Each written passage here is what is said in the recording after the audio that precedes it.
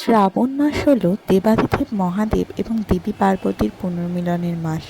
পুরাণ মতে এই মাসেই দেবাদিদেব সমুদ্র মন্থনে প্রাপ্ত হলাহল পান করে পৃথিবীকে বিষমুক্ত করেন। তাই এই মাস শিবের উপাসকরা ভক্তিভরে পালন করে এবং বিশেষ আশীর্বাদ প্রাপ্তির আশায় এই মাসে বিশেষত সোমবার বাবার পুজো করেন এবং জল ঢালেন।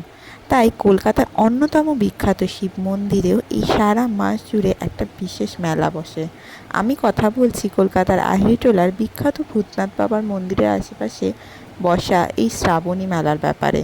প্রধানত মেলায় ছিল ঠাকুরের মূর্তি, ঠাকুরের জিনিস, শিবলিঙ্গ, রুদ্রাক্ষের মালা, শিবের জামা। ভক্তরা বেছে নিচ্ছিল তাদের পছন্দ মতো বাঁক আর নিজেদের মন মতো সাজিয়ে নিচ্ছিল।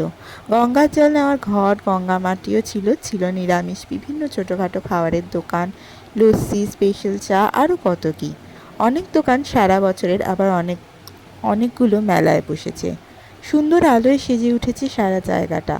রাতের আলোয় আর ভক্তদের ভিড়ে অন্যরকম রূপে দেখা যাচ্ছে আজ আহিরিটোলাকে। ভিতরে ভিড়ে ছবি ভিডিওর পারমিশন না পেলেও দূর থেকে দেখালাম, দর্শন পেলাম মোটা বাবারও।